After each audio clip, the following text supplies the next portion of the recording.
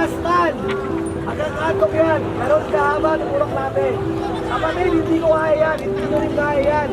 Kaya natin lahat yan. Kaya kinakailangan lahat tayo.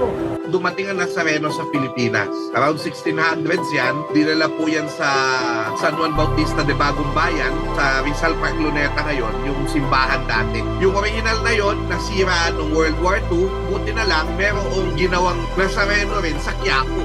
Jesucristo, Hari, Diyos na tunay, pero siya ay nahihirapan, siya ay nakaluhod. Tulad nating mga tao, nahihirapan tayo. Ito Diyos na nakipagkapwa-tao sa tao.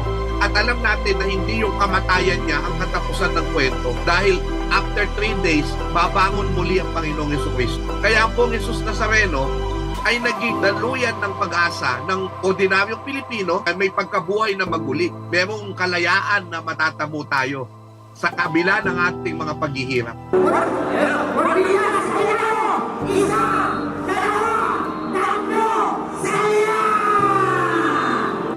Sabi ko kasi, against ako dun sa tatanggalin yung mga ginagawa ng mga tao na pagpasan. Hindi na natin may babalik yan na gusto nyo na lumakad lang yung mga tao. Hindi pwede. Kultura na kasi yan. Pero sabi nga ni Bishop sa akin, Prop, tinanggal ko lang yung sampahan. Pero pwede pa rin pumasan.